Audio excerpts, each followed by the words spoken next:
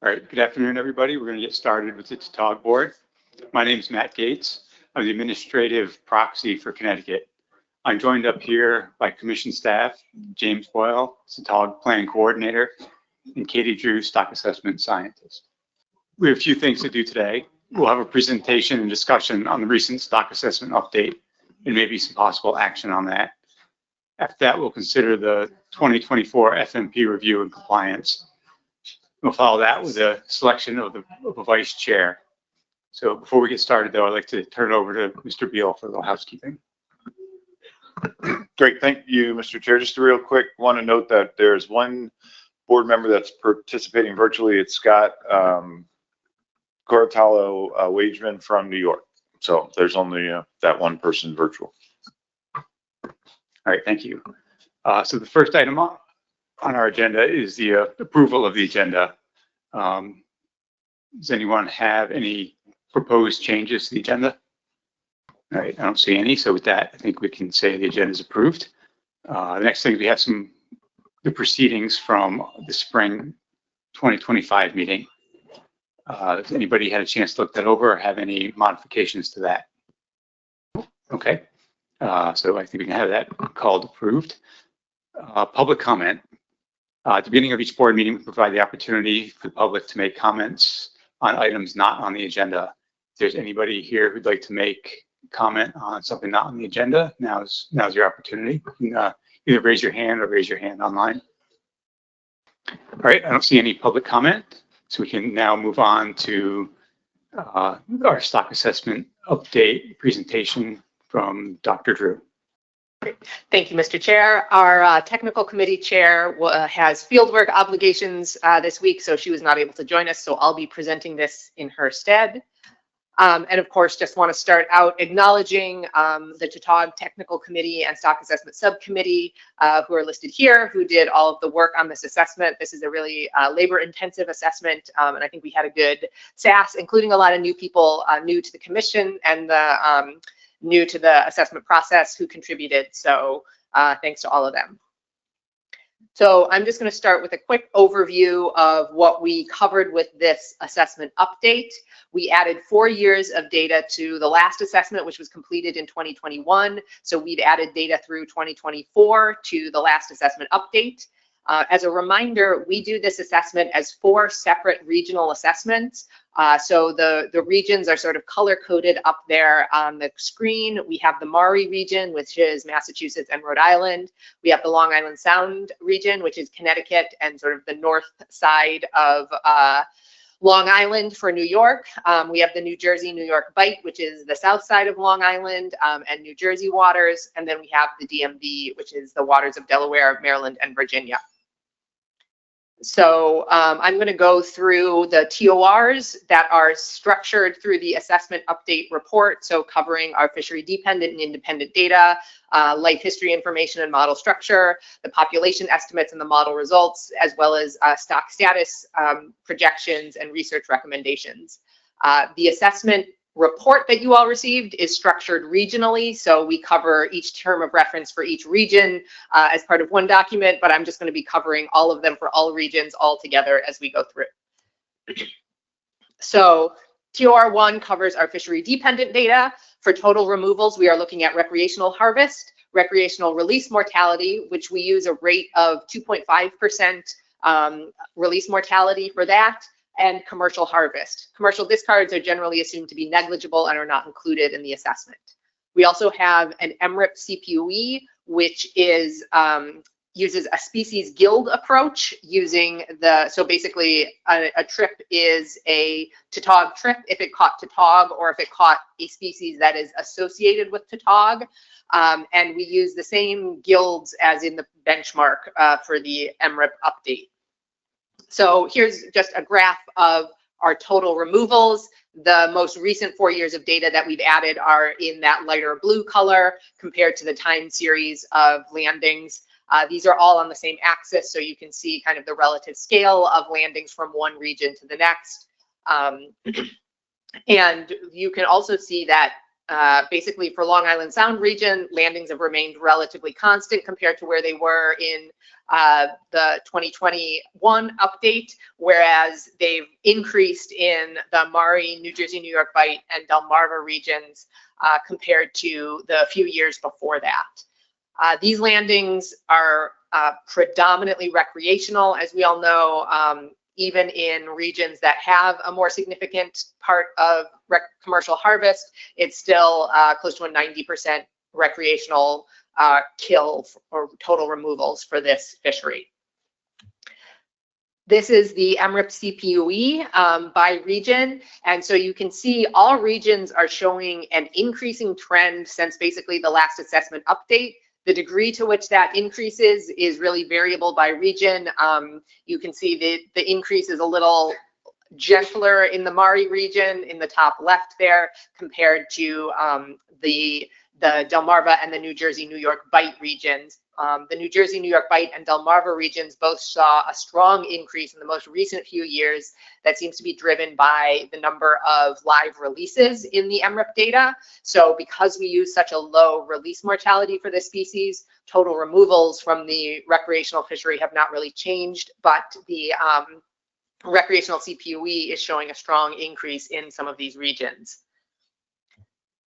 So moving ahead to the fishery independent data, for 3 of the regions, we have 2 to 3 fishery independent indices, but for Delmarva, there are no fishery independent indices that do a good job of catching tautog. So that MRIP index is the only index for the Delmarva region. The other regions include at least 1 index of adult abundance and 1 index of recruitment as either age 1 or young of year index. So if we look at the trends of those by regions, I'm just going to go through by region. So I've included the MRIP CPUE on these figures just so you can see sort of the trends in all of the indices together, but the MRIP CPUE is in that kind of reddish lighter color compared to the black line for the fishery independent indices. So this is the Maury region, and you can see we have sort of in these adult indices, which would be the Massachusetts trawl, the Rhode Island fall trawl, and the MRIP CPUE, we see a very similar trend of peaks at the beginning of the time series and then kind of declines to lower levels, and maybe a little bit of an uptick at the end of the time series. The Rhode Island seine has been showing several years of strong recruitment after a period of lower recruitment in the 2010s-ish. This is the Long Island Sound region indices. So you can see, again, some similar trends from that, the Connecticut Long Island Trawl Survey and the MRIP CPUE, which are our adult indices or age 1+ indices of abundance, of a peak at the beginning of the time series and a decline, and then some upticks at the end of that time series. The 2 recruitment indices, the Peconic Bay Trawl and the New York Seine, are also showing increases in the most recent few years of that time series, which may be contributing to that increase in the older ages as well. This is the indices from the New Jersey, New York Bight region. So we have the MRIP CPUE and the New Jersey Ocean Trawl as our fishery independent indices of age 1+ abundance. And you can see there seems to be some, I guess, conflict or tension in those 2 indices where they both start out higher, but the New Jersey trawl is predicting a bump in the middle of the time series that we don't see in the MRIP CPUE, and it's also predicting more of a decline in the most recent few years compared to the strong increase in the MRIP CPUE. We're seeing also some jumps in the young of year index that the New York Seine in the most recent few years. Again, that could be contributing to higher increases in the B2s of those releases of undersized fish, but it's hard to say exactly. And so obviously the Delmarva region does not have any indices, so we'll jump straight to model structure. We are updating the ASAP model approved during the last benchmark assessment. We're using the same model structure and life history information for all regions. So really all we are doing is adding a few more years of data for this assessment update. So I'm going to talk now about the model results, and I'm going to focus mainly on probably one of the main findings here, which is that all models showed a significant retrospective pattern, which seems to have worsened since the last assessment update. So we did apply ASMFC's guidance document on whether or not you apply a retrospective adjustment. This guidance document has a number of, basically a flow chart that you walk through to look at a few different metrics to determine if the retrospective pattern that we're seeing is significant enough to warrant an adjustment. So we are looking at a series of things, including number one is Mohns row outside of the recommended bounds. Number two is the adjusted estimate outside the 90% confidence intervals of the unadjusted estimate. If you're familiar with the Northeast Fisheries Science Center assessments, this is basically is your little red dot outside that box or not? And then we look at things like, is the terminal year of each peel outside the confidence intervals of the base run? And is the terminal year of the last assessment update outside the confidence interval of the current base run? So I'll show you these results and we can walk through and see what they look like. So the recommended acceptable bounds for a long-lived species are basically negative 1.5, or sorry, negative 0.15 to positive 2. For all regions, row was outside the bounds of fishing mortality for both F and SSB for all regions except New Jersey, New York Bight, where the estimate of row for the 3-year average F was 0.18, so was within those bounds. There were differences in sort of the direction of the pattern. So in Maury, Long Island Sound, and New Jersey, New York Bight, the retrospective pattern was in sort of a positive direction where you would overestimate fishing mortality and underestimate SSB, whereas for the Delmarva region, it was reversed and we're in a less conservative, more risky scenario where we are underestimating F and overestimating SSB. So this is the plot of those, adjusted, the red dot is the adjusted, retrospectively adjusted value of spawning stock biomass on the x-axis and fishing mortality on the y-axis. So when that red dot is outside of that box, it means that when you apply the adjustment, you are outside the confidence intervals of your unadjusted value. So part of the reason we look at this is trying to evaluate whether the uncertainty that we are capturing with the model itself in terms of those confidence intervals, is that capturing some of the uncertainty from the retrospective pattern itself. And so for all regions except New Jersey, New York Bight, you can see that that red dot is outside of the box for the unadjusted value, meaning that the uncertainty from the retrospective pattern is greater than the uncertainty that is captured in the confidence intervals from this approach. So in the Northeast Fisheries Science Center metrics, this is what they look at to determine whether you would apply a retrospective adjustment.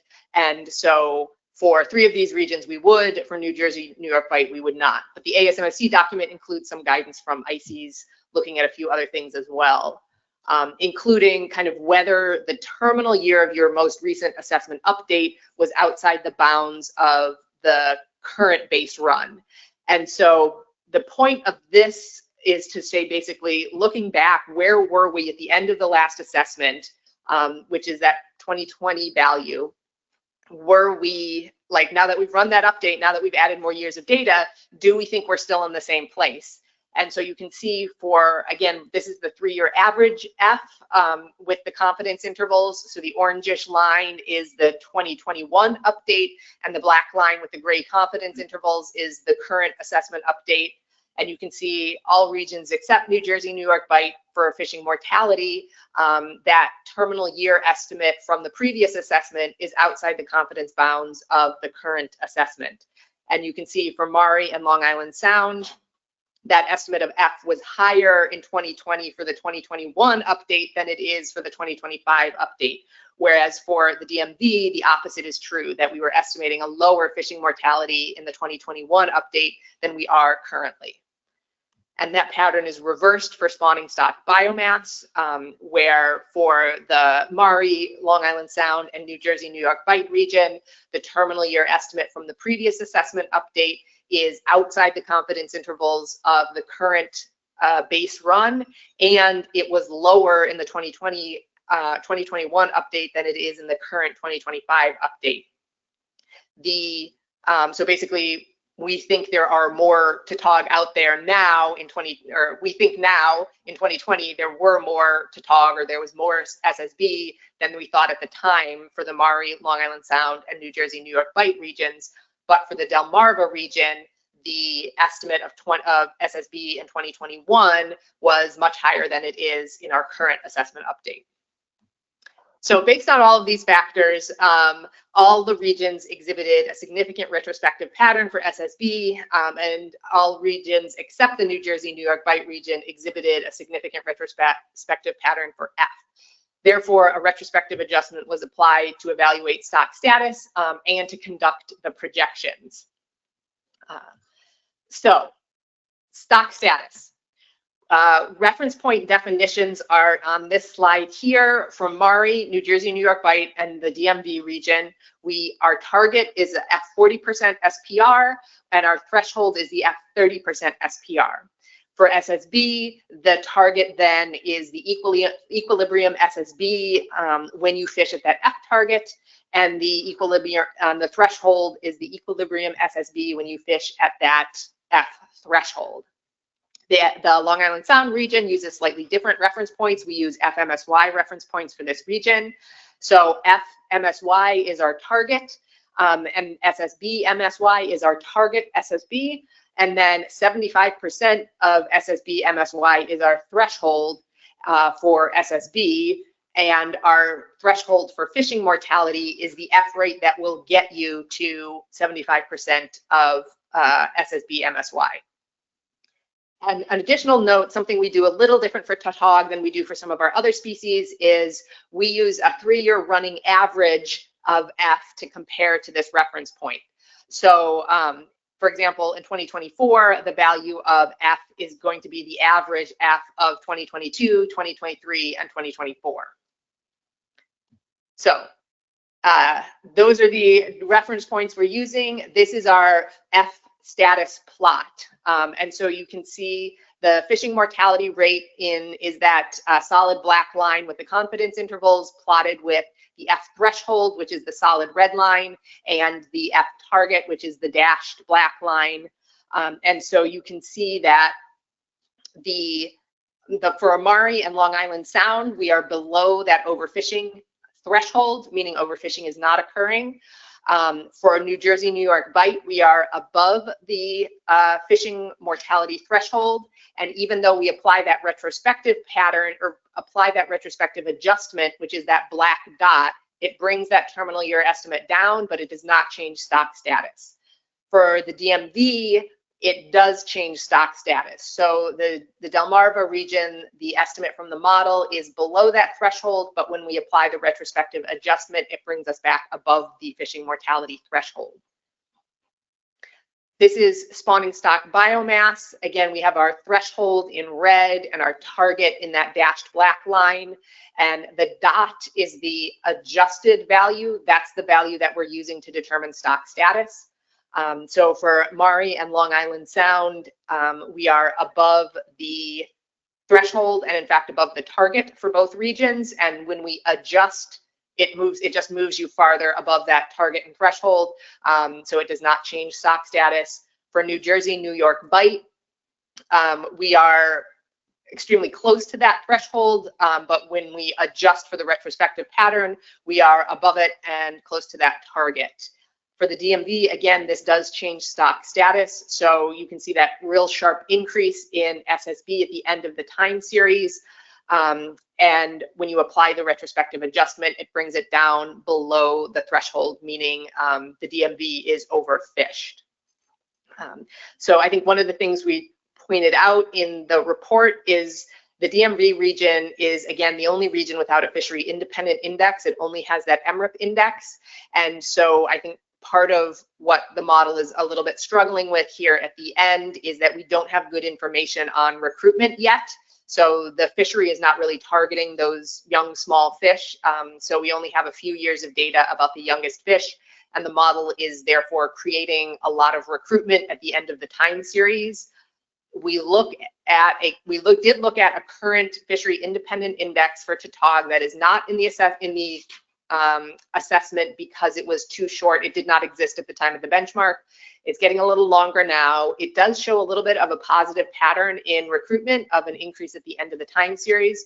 So I think it's unclear exactly how much of this increase we're seeing at the end may be real or how much of this is just an artifact of the model. Again, with looking at the previous assessment update, we also saw a very similar pattern of a real strong increase at the end of the time series that was not borne out by the most recent assessment update, hence that retrospective pattern.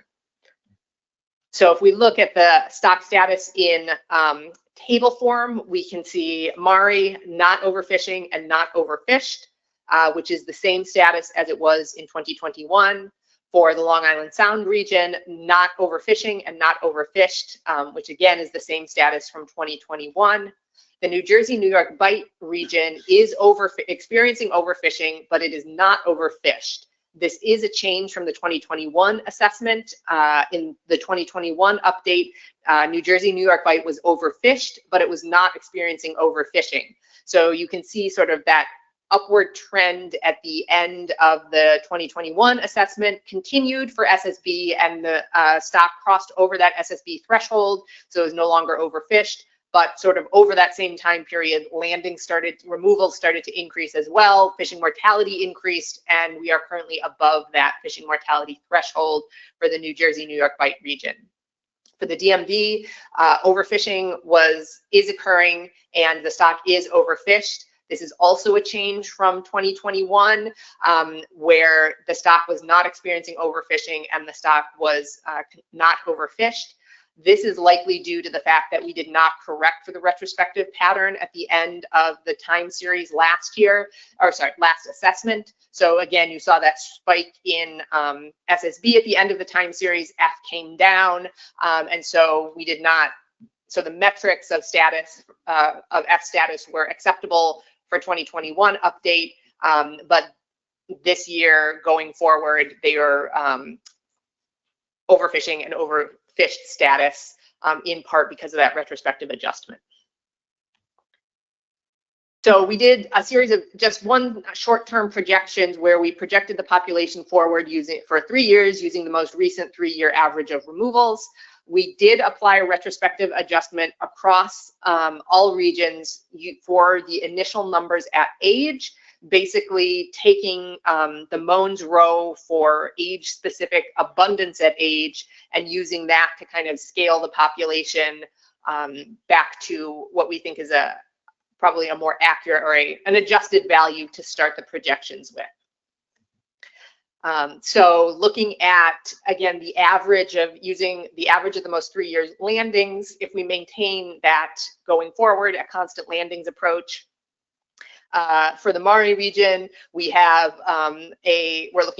for all regions, we're looking at the probability of being at or above the F threshold in 3 years. That is the probability of experiencing overfishing in 3 years. And then on the right column is the probability of being at or below the SSB threshold in 3 years. That is the probability of being overfished. So for Maury, our probability of overfishing is fairly low at 26%, and fairly low for Long Island Sound and the DMV at 0% and 22%, but still high for the New Jersey, New York Bight region. Meanwhile, the probability of being at or below the SSB threshold in 3 years is fairly high for the DMV region, but fairly low for the other 3 regions. So essentially, our probability of changing stock status in 3 years, if we keep sort of current constant removals, there's a very low probability that New Jersey, New York Bight will not be overfishing, but that it seems to, if we can maintain the slightly lower levels we've seen of removals we've seen in recent years for the DMV, that will bring the F down at least below the threshold, but will not really rebuild the stock in that time period for the DMV region. So finally, just to cover our research recommendations, the most important one being the TC and the SAS recommend conducting a benchmark stock assessment with a peer review scheduled for 2029 and starting work in 2027. So this will allow the TC and the SAS to hopefully investigate and resolve these retrospective issues, as well as to incorporate several of the new fishery independent surveys that are out there, including some pot and track surveys and a young of year index for the Delmarva region that would increase our sort of understanding of Tautog for these regions from a more fishery independent standpoint. So that covers the assessment update, and I'm happy to take questions on that. I believe James will have a couple of slides on sort of management response, so we can cover assessment questions now and then segue into that discussion later. I see Joe Semino. Yeah, thank you, Mr. Chair. Thank you, Katie. I apologize for not knowing this, but just 2029 seems far away, and we'll talk to James about what we need to do in the meantime. But just because this is, kind of outside the CDAR process, can you just remind us what a benchmark peer review would be? Is it a ASMFC kind of? Yes, that would be it. It would be an external ASMFC review that we would organize. I saw Jason McNamee next. Thank you, Mr. Chair. Thank you, Dr. Drew. Great presentation as always, pulling a lot of information into a nice, concise package. Nice job. One thing I was wondering about is, and you mentioned this, the averaging of the F, and originally we did that because there were these super spiky big swings in F, from assessment to assessment. And I'm just wondering if you think if things have dampened down a little bit, are we getting a more consistent signal? The kind of base question is, do we continue to need to do this averaging of the F to kind of tamp down some of that variability we get in the terminal year? So it's a good question, and I think we do still see spikiness in the non-3-year average. So if you compare the 3-year average to the annual estimates, that 3-year average is smoothing things out. We are still seeing some spikes in F. And I think one of the things, at least the region that I was looking at, the retrospective pattern was less for the 3-year average than it was for the non-3-year average F over that time period. So I think there is still some benefit of continuing that smoothing approach. I would have to go back and double check and see if that actually affected stock status at all for any of these. But we do still see sort of peaks and values in some of the MRIP numbers as well, especially at the regional level, where I think our PSEs are not as good as at the coast level. So I think there is still some benefit to that going forward. All right, Bill Hyatt. Yeah, I apologize if I missed something, but I was just wondering if you could speculate a little bit about what might be behind causing the retrospective pattern. Is it an artifact of the models? Is it a deficiency in some of the data that's being collected? I know it's one of the research questions, but just what does your gut tell you it might be behind it? Thanks. Yeah, I don't know. We did not really dig into that to see. I mean, obviously, I think one of the issues is probably parsing out some of that catch. So trying to separate some of these regions when you probably have, we have neighboring states that were basically doing the catch partitioning based on where these landings, at least on the recreational side, where these landings are being intercepted and not necessarily where they are being caught. So, the MRIP, we're doing it on the basis of the Delmarva region is Delaware, Maryland, and Virginia landings versus, where are people actually fishing? And I think that's probably more of an issue in the New Jersey, New York Bight, Long Island Sound, Maury region, where we're probably not parsing landings out correctly. And so the perception of what those landings are may be influencing the the perception of some of the trends. There's also the possibility we are using an age constant estimate of natural mortality for this stock. So if we switch to an age varying, would that change our perception of stock status? I think there's a couple of different things here, as well as, trying to potential for movement across stocks that I don't, our stock boundaries are somewhat arbitrary, and we don't have good, genetic data to say this is exactly the right boundary and they're not moving. There may also be some migration that we're not fully capturing with our current, very single region approach. So there's a lot of options, and hopefully that's something we can address.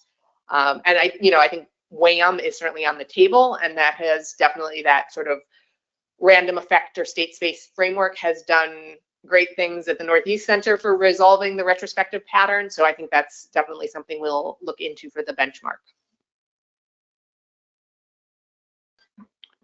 All right, so Jesse Orenstein next. Thank you, Mr. Chair. Katie, I just had a question about the PSEs for New York. Do you know what they are when it's the catch data is split up into the sound and the bite region?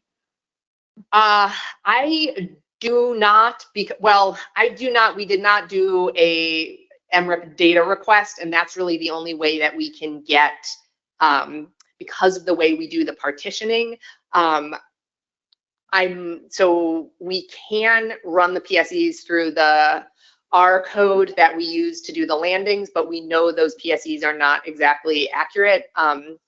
I might be able to do for Long Island Sound only, and from a different approach, and get back to you, but I don't know what the exact PSEs are on that. But definitely worse than at the state level. All right, switch to the other side of the table. Go to Mike Luisi next. Oh, thank you, Mr. Chairman. Katie, I wonder if you could speak to, in the Delmarva region, the lack of fishery independent data. Without any, it turns into just a harvest index, right? An MRIP, a commercial catch harvest index. And I just have concerns that getting to the retrospective biases, it's like the table flipped over, and in our region, the retrospectives are all opposite of where the retrospectives are in the regions with the fishery independent data. And I'm wondering, just from experience, I believe that in the next year or two, maybe, I'm looking over to Rich, that some of the work that we've been doing in Delaware and Maryland is going to be folded in and incorporated. And do you anticipate that that could ultimately flip the retrospective back over? I don't have enough experience in that to know how that one thing will affect the other, but just any perspective you could provide would be great. Sure. Yes, absolutely. We will be including kind of new surveys in Delaware and Maryland that are fishery independent, and that will hopefully do a better job of catching tautog than the existing fishery independent surveys, which are not really dedicated to tautog or the right habitat for them. So hopefully that will bring some better information for tautog. And I think it is possible that part of what is driving the retrospective pattern in the Delmarva region is the lack of information on those younger age classes at the end of the time series. So the model, doesn't have enough information on age 1 or 2, and is like, well, I can just create a bunch of them at the end of the time series, and landings are coming down. I'm creating a bunch of recruitment. SSB is going to go up, and then you add a few more years of data, and you start to see that those year classes don't show up in the rest of the catch at age, and so the model is like, whoops, and brings that SSB down. So we saw it definitely at the end of the 21 update, where you can see SSB spikes at the end, and then when you add more years of data, it doesn't show that. It just stays flat and low, and now we're doing the same thing at the end of this one. So I think having more information on those younger year classes from that the Maryland Seagrass survey, which is a recruitment survey, and then having more information on fishery independent age structure from I think it's a Delaware trap survey, I think would definitely improve the retrospective pattern. Whether it would resolve stock status, I can't say, but I think having more information on those younger age classes that are not well sampled and not well captured by the fishery would be important. And obviously for the MRIP CPUE, we are using total catch, not harvest, and we're bringing in the age structure of the B2s to help inform the age structure of that index. But that's also an area where we do not have a lot of good data, which is the length frequency of those discards. And so in those regions where we've seen a spike in that CPUE associated with a spike in the B2s, like in Delmarva, I think having more information outside of that sort of limited sample size would really benefit the model. Yeah, Mike, follow up. Yeah, just a quick follow-up, Mr. Chairman. So with more information, it's likely the assessment will be more accurate. That's what we're hoping to turn it around. I guess the assessment right now is probably, it's not as strong as it can be. And I do have concerns in using this information to drive management with what I know to be new information very soon that will hopefully get folded into the next assessment. I'm sorry, that wasn't a question, I don't think, Mr. Chairman, but just wanted to drop that on the table. Thanks. I'll keep that in mind next time you raise your hand there, Mike. Yeah. I saw Rich Wong next. Yeah, I was just going to make some comments, circling back to Bill's question about the retrospective patterns that we're seeing. I mean, most of these assessments are largely dependent on fishery-dependent indices. Well, and as Mike mentioned, the DMV assessment only has one index, and it's only fishery-dependent. And when you use those fishery-dependent indices, efficiency, selectivity changes over time for quite often when in fisheries-dependent indices. And so I'd have some serious concerns. I echo Mike's, like Mr. Luizi's comments. I have very serious concerns about using the DMV assessment to determine stock status here, because one fishery-dependent index, basing an entire assessment off one fishery-dependent index is kind of dubious. It raises my eyebrows, and then trying to adjust it using a retrospective adjustment is just like it's a superficial improvement on something that could be fundamentally flawed to begin with.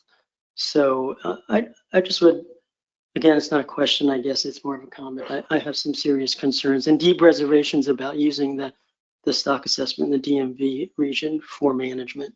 And it's much probably, in my opinion, it's much safer to go stay status quo until we bring in hugely important fishery independent indices in a few years. One's a Delaware Trap Survey, a very comprehensive and robust survey that catches almost all of the age classes in the region, and the Maryland Young of the Year Index Survey. So thank you. All right. I saw Dan Kiernan next, and then I'll go to you, Jason, after that. Thank you. Katie, this morning in the ACCSP discussion, there was talk about a new question that Massachusetts has been asking ACCSP to adopt, which is to ask the anglers to identify some locations of fishing. I hadn't thought about it till today, but that would probably have a huge benefit, would it not, to this assessment? So yeah, as a member of the ACCSP's Recreational Technical Committee, I am familiar with what Massachusetts has proposed, and I have supported that from a stock assessment perspective. I think Tautog is exactly one of the species that would benefit from, to a certain extent, about where did you spend most of your time fishing for some of these states. I think that is something that could help us partition out some of these nearby regions. To say, because if you say inland for Connecticut versus New York versus New Jersey versus Massachusetts, there's a lot of overlap versus pointing on a map. So yes, I think that would be, hopefully would be, help us partition out these catches better, or at least understand back in time potential biases in using in state of intercept or state of landing as a proxy. All right, Jason McNamee. Thank you, Mr. Chair.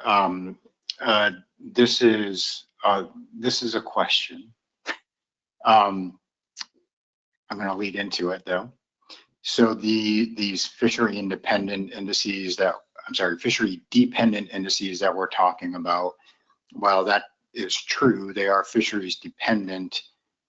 They are configured in a way to incorporate through the guild zeros. And so we are turning this fisheries dependent information as best we can into an index that we feel is somewhat reliable for understanding the state of the population. And an additional aspect of that is this approach is used not just in Tautog, but in a number of other species as well. I have all of that correct, right? Yes, that's correct. And, obviously this assessment did pass peer review using the fishery dependent CPOE for the DMV region. But for sure it would be, I think the quality of the assessment would be improved when we're able to incorporate some of these fishery independent data during the next benchmark. All right. Yeah, I don't see any more questions. I think James has a couple of slides for us on the management stuff, and then we'll get into a discussion on that. Thank you, Mr. Chair. Yeah, just really quickly, a couple slides on what the guidance from Amendment 1 is in responding to the assessment. So Amendment 1 states that if the regional fishing mortality rate exceeds the threshold, then the board must initiate a management document within 1 year and implement measures within 2 years. The board may set a specific risk level for analysis to develop those measures, but it must be developed with at least a 50% probability of achieving the F target. Additionally, if the board is to initiate harvest reduction, then they will provide a time frame to achieve the F target to the technical committee, which will be used to develop short-term projections to determine the necessary harvest levels to achieve the target within that time frame. Regarding spawning stock biomass, the board may also initiate an addendum to increase spawning stock biomass through a rebuilding plan, but is not required through the FMP. And I can take further questions. Thanks. All right, anybody got any questions? I don't have it online. Okay. All right, so I don't see any questions. So if anyone has any thoughts on ways to proceed from here, now would be a time. Jason McNamee. Yeah, I'll start with a motion if that's appropriate, and kind of like the highest level motion at this point, James. This is a little different than what we talked about, and it just because of the discussion here, it's fairly simple though. So I'll move to approve the use of the 2025 Tautog stock assessment update for management use. All right, thank you. Is there a second to that? I see Joe Semino.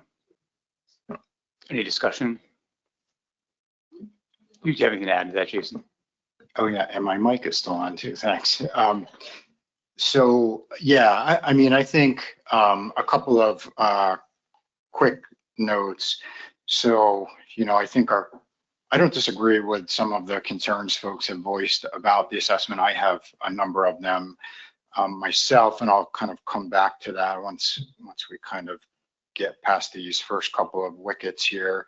But, I think there's been some research recently that suggested that an analytical approach with a retrospective adjustment is preferable for management use than defaulting to like a data limited approach or something like that. I can't remember which research track that came out of, but Crystal Galt was one of the researchers on that work. And so I'll just sort of note that, yes, there are concerns with this assessment, but they passed peer review. I think we'd be well served to continue to use them for setting management advice. So yeah, I'll kind of leave it there for now. All right, thank you. Joe, did you have anything to add to that since you're a seconder? Yeah, thank you, Mr. Chair.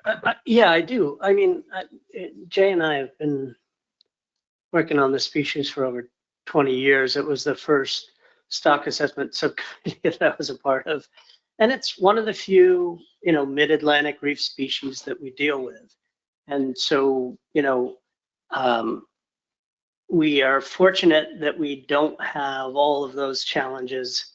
We're not necessarily, as a commission, as the same for the Mid-Atlantic Council, dealing with so many data poor species where they just don't lend themselves to fisheries independent data.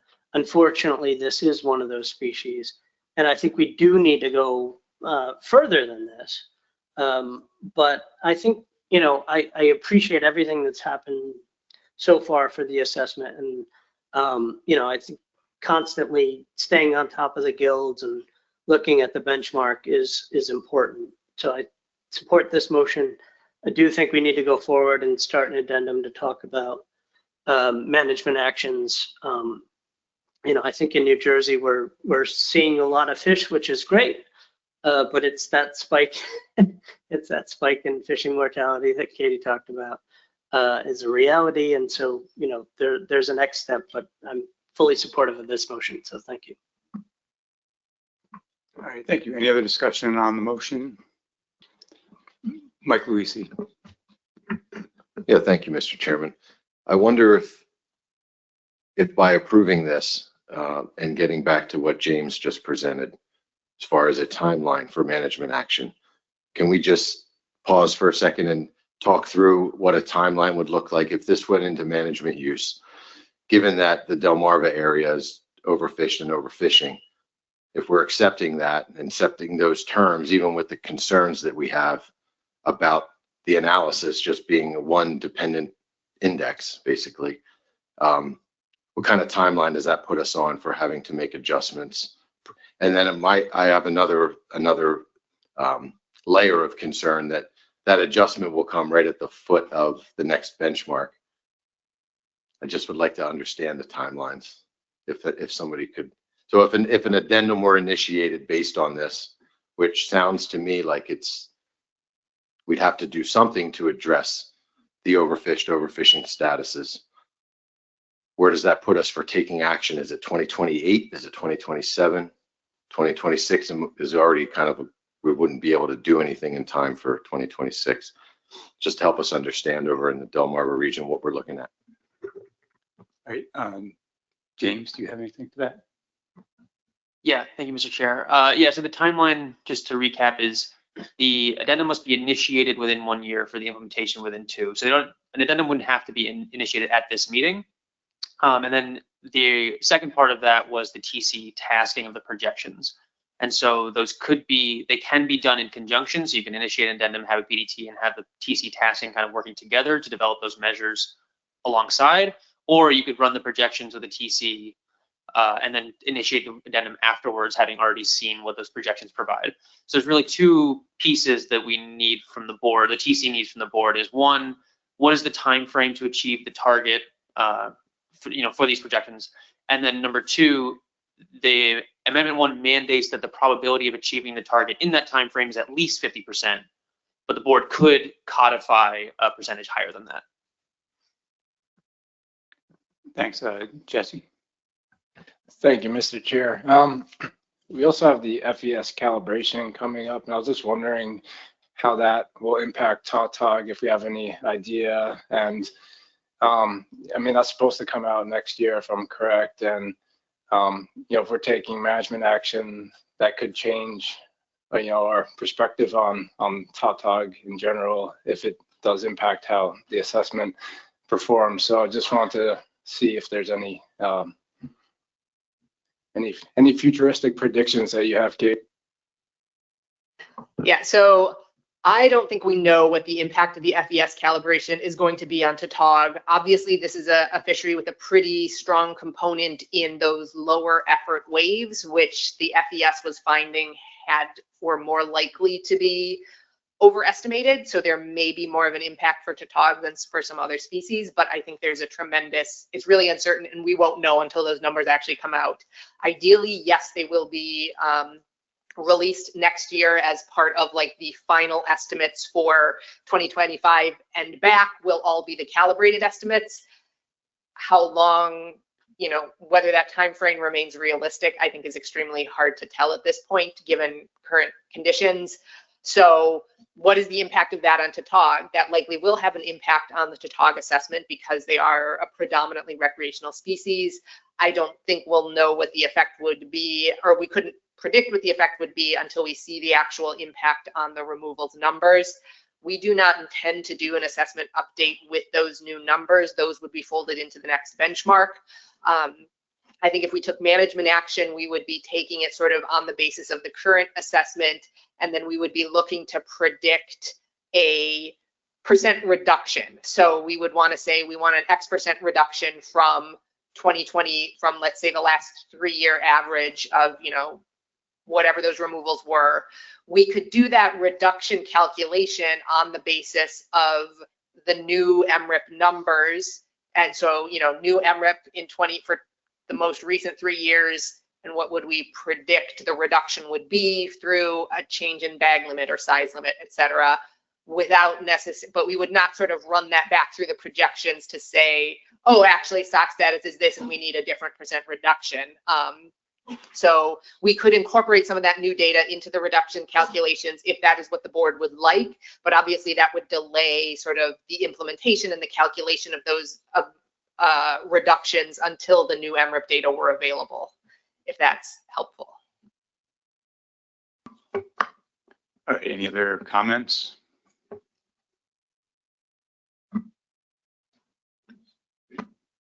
I have a question. France. Yep. So when the recalibration takes place, we anticipate that to be about a year out.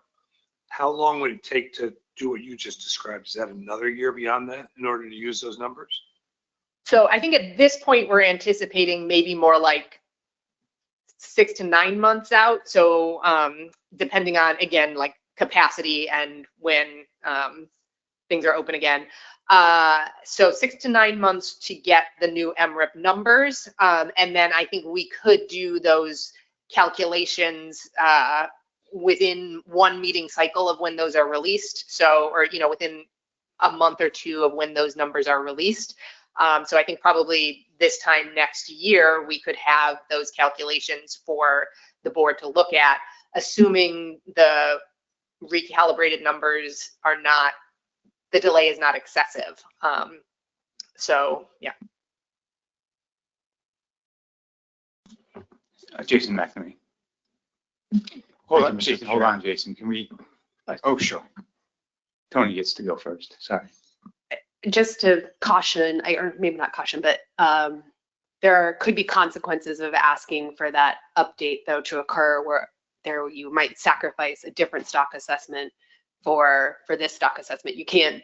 That's not in the schedule. So we would, no. To be clear, we would not be doing an assessment update. This would just be using the FES numbers for the reduct size and bag limit analyses. So to be clear, there is no new assessment update. And if you do want a new assessment update, we will have to talk about what we would move or bump because we are pretty booked for the next few years. All right. Thanks for your patience, Jason. Go ahead. Yep, no, that was a good clarification. Thanks for that. I think my thought still holds. You know, I think we're talking about a lot of uncertainty here. The recalibration is another one. Trying to game that out, I think, is tricky. So it could be like far worse. And I think this is a species, the arc of getting information to manage this species is really, really long. We're all, even in the 2 regions that seem to be in decent shape, we're dancing around the reference points there as well. We've been sort of rescued by retrospective adjustments and things like that. But, you know, this is a long-lived, slow-growing species. If we knock this one down, it takes a really long time to get it back up. And so I just wanted to offer those thoughts before we take the vote here. All right, thank you, Jason. Adam Nowalski. Voting in the affirmative for this motion would trigger the provisions of the FMP, forcing this board to take management action as was described earlier. Is that correct? Tony Kearns. So this board is actually already approved this stock assessment for management use because typically we only do this motion when we have a peer review. And we already did the peer review and the benchmark peer review. And that's when we usually approve for management use. When we do updates, we typically don't have this motion because you've already approved it for management use and we're just updating the data and you have a new set of information and you respond as necessary. So we're a little bit outside of our normal with this. So I would say you've already triggered that action needing to occur because this assessment was approved in 2016 for management use. Follow up, Adam. So hearing that, I would have to turn back to the maker and seconder of the motion. What are we hoping to gain by having this motion before us and taking action on the motion at all? Jason. Yeah, so I'll apologize. It was listed on the agenda as something that maybe needed to happen. And so that's why I thought I'd take that step. I am happy to, through whatever, I mean, I think it's the board's motion now, so I don't know what the recourse is here. I have a follow-up motion that's more granular, so I don't know what the right, I'm out of my league here as far as the parliamentary procedure. So I thought I was supposed to do this one first, so that's why I did it. All right, I think we're gonna try to have Bob Beal bail us out here. Yeah, if, if there is a desire to withdraw this motion, and if the chair asks the board, is there any objection to withdrawing this motion? There isn't any, then it can go away.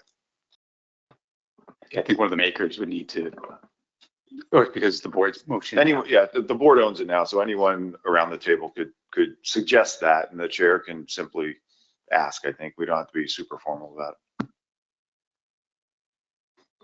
Jason, go ahead. Yeah, so so I have to make a motion to withdraw.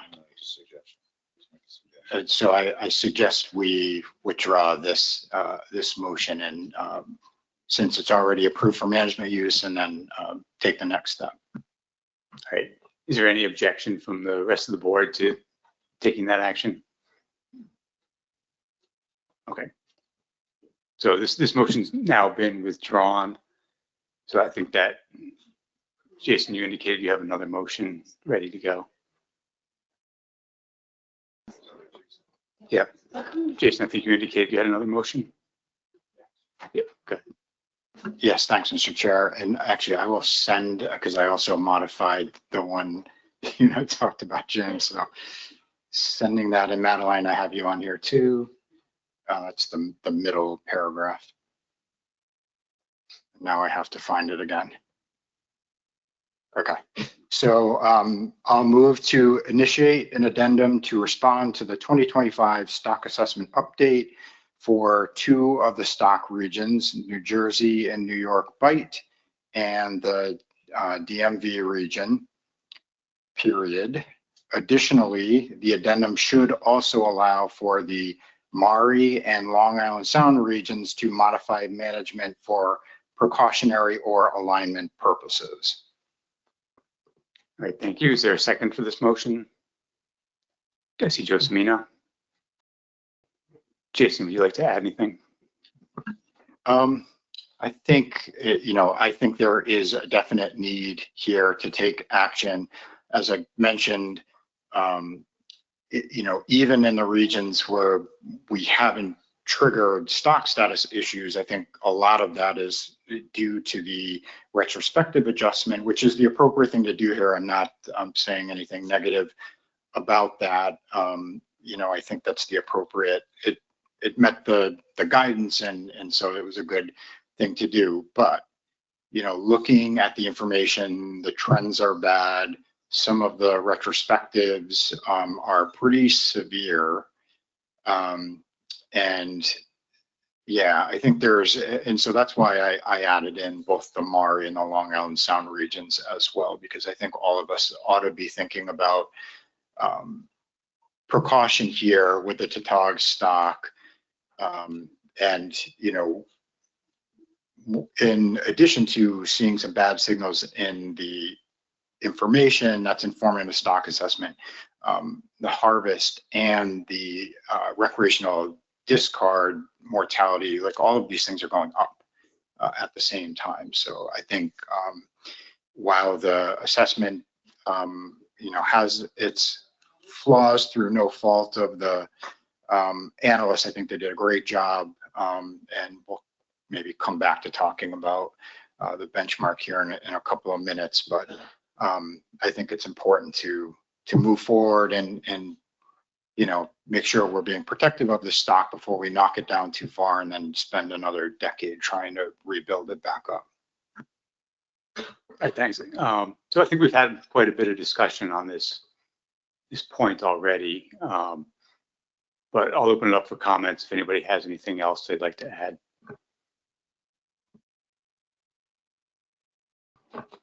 Joe Semino.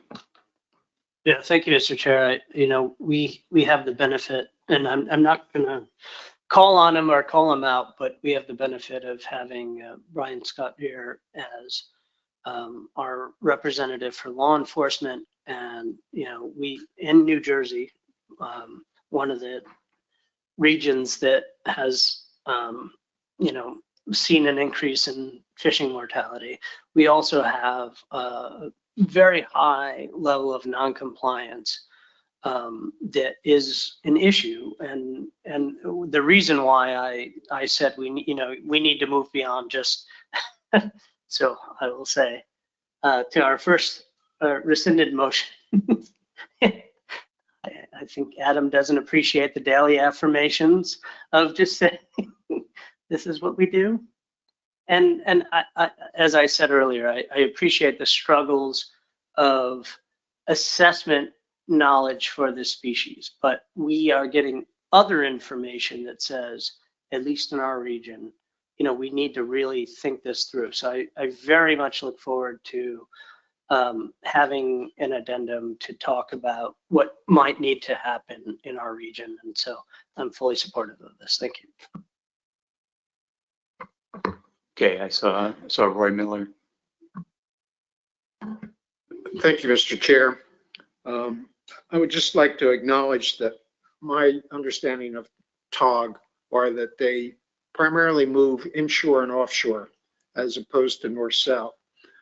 So I'm just throwing that out there to remind everyone that it seems unlikely to me that what the Maury or what the DMV region does with regard to TOG will have an adverse effect on the other, certainly the two more northern regions. And having said that, I just kind of wondering in Jay's motion, if Jay would help me understand what respond means. Could respond be put additional resources into a fishery independent survey or gather more fishery independent data from the surveys that are already ongoing? Or are we talking about taking a management action if we approve this motion with the term respond in it? If Jay and the chair could help me, I'd appreciate it. Thanks. Yeah, so I took it as wanting to do some sort of management action, but I'll let Jason expand on that if he wants to. Yeah, thanks, Mr. Chair. Thanks, Roy. And that was my intent, management action to reduce, you know, in particular in the regions where there have been identified stock status triggers to kind of take management action to correct those. All right, thank you, Jason. I see Rich Wong. Thank you, Mr. Chair. I also started 20 years ago with Tautog with Jay and Joe, and we've fought hard to protect the stock. I totally agree with that, and I think we've made progress certainly since the late 90s or early 2000s. But I can't support this because these assessments in general are not. I think you would all agree they're not created equally. The DMV assessment, and we've gone over this already, is potentially flawed here. I know it passed peer review, a benchmark peer review way back, I don't know, was it 2016? But in any case, I think it's more dangerous to make bad management decisions, than to stay status quo here for this region. Over this time, that, in my opinion, we've protected this stock pretty sufficiently because that size limit is well above the size of maturity. It's protecting quite a lot of mature females, and I do think that when we look at the DMV assessment, the confidence intervals are very large here in the DMV, this outputs, and after you adjust for retrospective error, the retrospective adjustments aren't even in the confidence intervals. I mean the Mons row is outside of the acceptable range for that assessment. Again, I think there's less harm in waiting to implement some good data, for this region, and then because as Mike brought up, if we by the time we take some management actions in this region, it might be 2 years, and then we're going to do a benchmark assessment, and then find, I would guess things are going to change quite a lot from this assessment. Then we're going to have to maybe go back or yo-yo or flip-flop our regulations in the span of a couple of years. Joe is correct, and Jay are correct. It's the long-lived species. Things move slowly, kind of, for the dynamics kind of move slowly for this species. And we've already, we already have a 16-inch size limit and closed seasons in this region. And I think it's enough to hold us off until the benchmark assessment 2029. Thanks. I see 2 more hands up, so we'll do those 2, and then we'll try to move this to a vote. Adam Walski. Will there be any opportunity to see any of the information from the DMV fishery dependent work as part of this addendum? Can we include anything in there to see some of that? And if so, what, and does that need to be explicitly detailed as part of this? Because for me, I think that's one of the big decision points here that I have that would help inform the magnitude of what we might have to do, as well as if we have to do anything. So I would, if we're on the cusp of having that information put into a benchmark stock assessment, I would want that information to be included in this addendum. So that's my question. I'm seeing some nods. And again, what can we actually include just around the table? Would that be enough to make sure it gets in there, or does this have to be modified to make sure some of that information is included for public consumption? So I think the technical committee could certainly review the indices and then present, show those indices to the board and include them as part of the addendum if that was if that's what they wanted to see. Obviously, the data themselves could not really be used in the projections or in any of the sort of calculations in response to the findings, but we could certainly present those indices as they exist right now. Rich, are you responding to that? Yes, thanks. That's a good question, Adam. So we do see stable to increasing Tautog abundance in our trap survey in the ocean. So, over the past 8 years, and importantly in the later years of the time series. So, thank you. All right, Bill, and then Yeah, thanks, Mr. Chair. I just, thinking about this and as Rich pointed out, we've been doing this for a long time. And I understand the kind of the holes in what the Delmarva has to deal with. I'm kind of wondering, can they move into what this motion, what Jay put it as kind of precautionary, as would the Delmarva region be accepting the idea that they move into that, just that review of precautionary measures? Because I do feel, and as I mentioned, I do think that in New Jersey we have a spike in fishing mortality, and I want to see an addendum start. So my question would be, can Delmarva move into the precautionary, and that's just how the addendum moves forward. go ahead. Yeah, thank you, Mr. Chair. I mean, because they received the overfishing status, in Amendment 1, it's still pretty clear that the addendum needs to be initiated for corrective action, and that does specify the measures for that region need to follow the projections outlined to the time frame and the 50% at least probability of achieving the F targets. They are bound in that way. I suppose in terms of the motion or how you consider those measures, that can be flexible, but the measures themselves are probably likely to be the same. All right, I saw Bill Hyatt's hand come up, and then I think we'll try to move this to a vote after that. Thank you. Yeah, I'm a little muddy on the answer to the question that Adam asked earlier, and I'm just for clarity, can the data that's going to come forth, can that be used to maybe not reanalyze but reinterpret some of the information that has been presented here that can then affect the management decisions that are brought forward? Is the timing and the process sufficient to allow that to happen?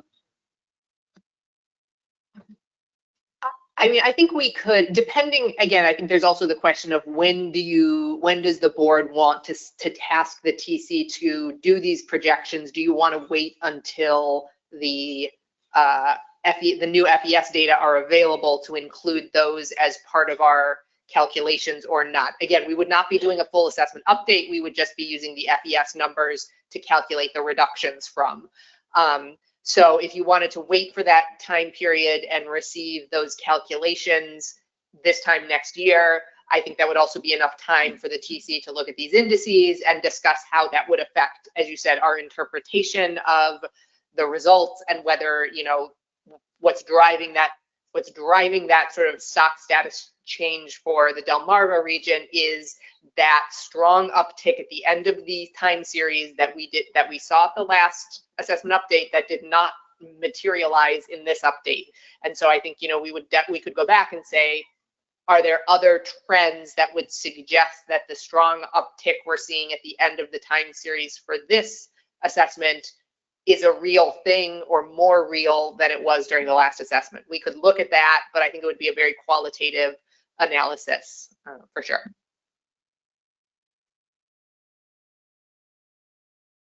All right, thank you. I think we've had a pretty good discussion on this.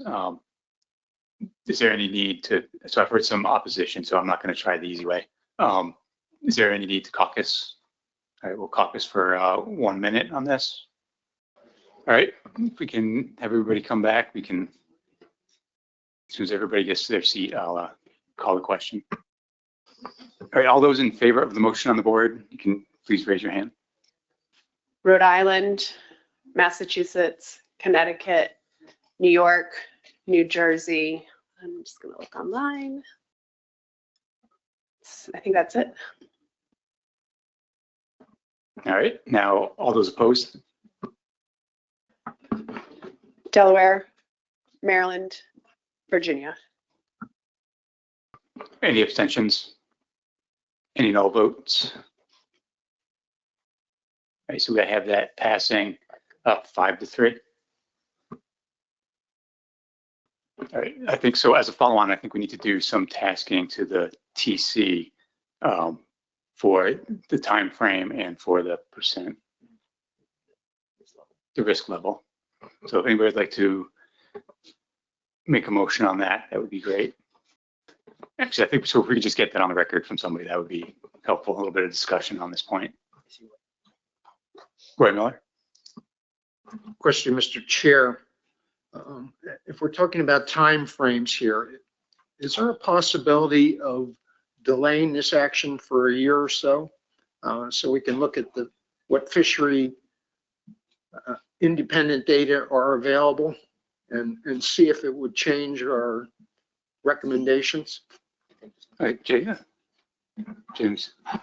Thank you, Mr. Chair. So by Amendment 1, the addendum does not need to be initiated until a year from now, but the fishery independent data won't be able to make it into the projections because it's just not how they're able to be added, without an assessment. So that wouldn't really add anything. Now, so you could initiate the addendum now and then have the TC task incorporate perhaps new FES data or landings data next year, and then the addendum can go forward a year, after that is done. So that's just dependent on if you wanted to initiate it now or then, it seems to be the same. All right, so we initiated an addendum. We need to provide some guidance on timeline and on the risk. So Adam Nowalski. We've had discussion today about the availability of some new fishery independent survey work that would be available. I'll put on the record that I would like to see the appropriate bodies, the TC or otherwise, begin to review that, begin to decide how best to present that information in this addendum to the public, provide some feedback and input as to what that might mean relative to what we've seen out of this stock assessment update, particularly to the Delmarva region. I am comfortable if that kind of slow walks this process. Doesn't mean that we need to see this addendum come back to us at the winter meeting if we don't see this again until the spring meeting or something, to give time to get this in there.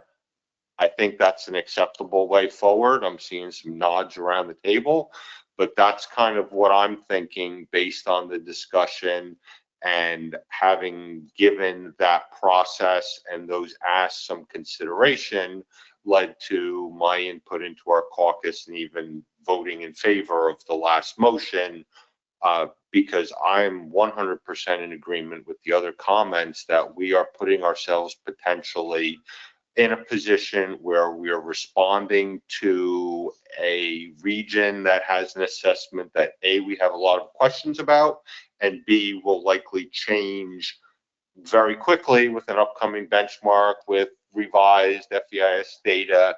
So I think there's a lot of variables moving forward. I think the last amendment to this plan was clear about what we had to do. Let's just proceed prudently and educate ourselves as best as we can before we actually send this out for public comment moving forward. So so we can absolutely do that by we could probably bring the fishery independent data discussion to you possibly by February, certainly by next spring. We can do the projections to calculate what reduction we would need to get back to the target in these two regions. That could be done by February or April or May. For sure, using sort of the existing assessment and we would need an X% reduction to get back to the target within whatever percent probability the board would like to task us with. But the question would be in developing management options. So I guess, would you guys like to see that in February or May? And then understand that if we developed options for you, it would be options based on the old FES data and not on the new FES data. We can, again, we can use the new FES data to do some of the reduction analysis, the size limit and bag limit analysis. There will probably not be a huge change in terms of like the length structure of the catch, but we can't predict that. But we would, instead of taking the reduction, trying to go from like 2023 to 2020, or, you know, current levels to 20% or 10% less than that, we would try to scale down from the FES values. Follow up, Adam. So for the record, since Katie was looking at me during the majority of those comments, I'll take the first stab at a response. I think the idea of bringing some of that information back to us first before incorporating the reductions into a draft addendum would be helpful. If we saw that at the winter meeting, that would also get us closer to knowing when the updated revisions will be available for when they could be incorporated. So I would like to see those things brought back before a draft addendum. Let's look at those and then decide what our next steps would be. And I'm looking at the entire board to help me out here, not just at the head of the table when I offered those response. All right, thanks for that, Adam. I still think we're still going to need, like, how long we want to take this rebuilding to take. I mean, these are, in order for them to do the projections, they're going to need a time frame to do them on and a risk tolerance for that. So if we want a 50% probability of achieving the targets in 5 years, I think that's the kind of thing we need to hear. I don't know what the board thinks of that, or range or something, but we need, I think that's the kind of feedback we're looking for right now. And I see Rob LaFrance, and then I saw Mike Luisi after that. So Matt, I guess that's the question, right? Weren't we going to inform, what I took away from Adam's comments was we needed some more information, and that we, at the next meeting, winter meeting, would be able to get some of that just as a report back from staff, so that then we could help inform the next level, which would be the next addendum, the draft of that addendum. I felt comfortable with that. And I don't know whether we can wait, and this is, I guess, a question that you're asking, Matt, can we wait until the winter meeting to make the decision about the level of reduction we have to have? Because quite frankly, we need some of the information that we don't have yet.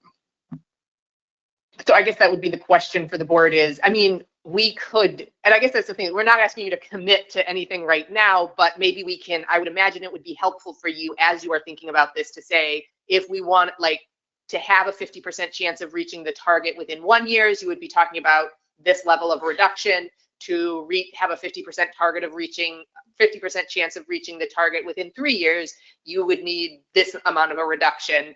And so maybe like we can provide a couple of options for you to look at to provide context to the fishery independent discussion as well. And then at the February or May meeting, you can decide on more concrete fleshed out options for us to pursue through the addendum.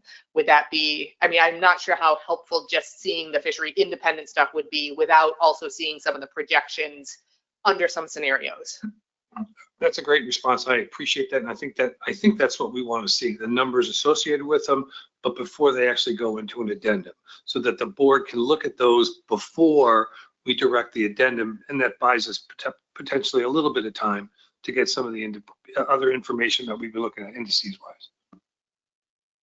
It would just be helpful for the TC to, like, if you guys have thoughts about what options you would like to see now when we come back to you, not formal options, I mean, but like scenarios that you would like us to run through the projections that would be helpful for your discussion, now would be a great time. We can wing it if you guys don't have any thoughts, but if you have thoughts, it would be great for us to hear them.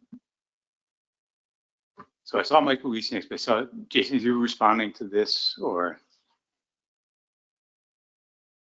Yeah, so very specifically, I'll offer, a 50% probability of reaching the target over 3 years.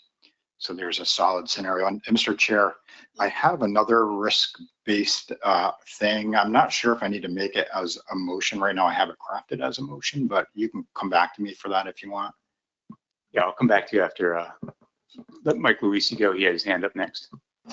Yeah, thank you, Mr. Chairman. Yeah, we're in no rush. If there's a concern that we want to rush this thing, there's no rush intended here. The way it's laid out right now, basically those of us in Delmarva we're going to go back home to our stakeholders and say that we're taking management action solely based on MRIP data. And stay tuned, because we have no idea what that's going to look like in 6 months. So we'll just wait for whatever magic happens and whatever wands wave and pixie dust gets sprinkled, and then we'll have some idea about what's next. So I am in the camp of learning over the course of the next few meetings. In May we get some information about the fishery independent data from the Delmarva region, and information perhaps about the recalibration. I think a lot of that in May. If we need to put a placeholder, I'd say May would be the time. We're going to be together again. These kinds of conversations can be very difficult when there are 60 people on the phone, and we're still doing the February. Is the February board meeting planned to be in person? I might be mixing up my groups. Okay, so scratch all of that. I'm mixing up groups. I'm doing this for too long. Yeah, I'll stop at May. I think May's a good point. It'll give everyone enough time. It'll give me and Rich time and John to go back and work with our staff to get the information available. If you need a motion, we can probably scratch one together, but that would be our best case scenario at this point. Okay, I think that timeline is, I don't think we need a motion for that. So thanks for that, Mike. Jason? Thank you, Mr. Well, hold on a Chairman. minute. I guess Jesse, they're telling me Jesse had his hand up next. Sorry. All right, thank you, Mr. Chair. I just want to add an additional scenario, 50% probability of reaching F target in 5 years as well, just for comparison's sake. Okay. Now you can go, Jason. Thanks, Mr. Chair. So, and just to offer, I support like what we've talked about kind of bringing some more information and taking a look at that, just for the record. Okay, so thank you for bringing up the risk aspect of this. And so I will remind, and I should have said this to Anita, who's probably somewhere behind me and might be shooting daggers in my back. But, you know, we were, so the risk policy idea kind of comes up and then it fades away. And I feel like we're in another kind of fade cycle here. I think we're supposed to do red drum, and I don't know, that fell off or something. So I'm going to suggest that we do it for Tautog. Again, we'll try the second time, and this time I think we won't have the circumstance we had last time. So I'll make it a motion unless I don't need to. I think you can task the technical committee with running through the risk and uncertainty policy if there's no objection from the rest of the board on that front. Okay, so I'll make that suggestion, and that is to implement the ASMFC risk policy during the Tautog management response to the update assessment, and to do that in parallel with now what are a couple of our standard type approaches to that. So kind of run it in parallel so that we can see what each looks like. Right, this would still be, I guess, sort of a pilot approach. Like we might have a successful pilot, fingers crossed, for this process for Tautog then. Okay, so just really quickly to make sure we're on the same page, the board is comfortable re-meeting at the spring meeting. We can form the PDT, but the PDT will not meet to put any options together yet. So the spring meeting will be to review the fishery independent new information as well as projections for 50% to reach the target within 3 years and 5 years. If there's no more tasking, I think that's it. Thank you. I think we've got enough to go on there. So I think the next item on the agenda is the fishery management plan review and state compliance reports for 2024 fishing year. So what I've been told is that we're going to try to do that via email sometime in the next couple of weeks. So you can expect to see an email from James on that soon. So if we can, we'll move that to being done by email. The next item is to elect a vice chair for the Tautog Management Board, and I believe we have somebody, a motion lined up. Rob LaFrance here from Connecticut. I'd like to recommend that Rich Wong of Delaware be elected as a vice chair of the Tautog Management Committee. Thank you, and I see Jason McNamee as the second. Any objection from Rich? All right, we'll do this easy way. Is there any objections from the board?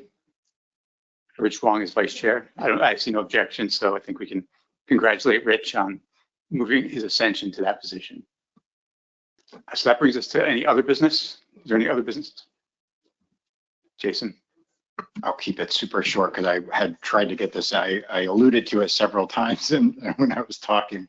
I just really strongly support doing a benchmark as quickly as we could phase it in. The current schedule is fine, but if there's an opportunity to do it quicker, then that would be great too.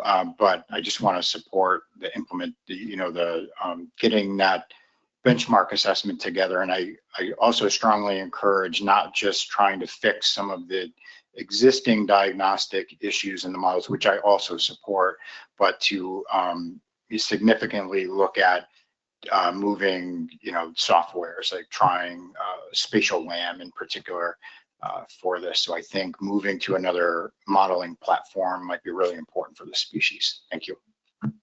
Yeah, I agree with that. I heard a lot of concerns and a lot of perhaps more information being brought to bear. So yeah, I would second what you're suggesting there. Thank you. Any other business? Nope. Is there any objection to adjourning? No. Okay, so the Tautog board is adjourned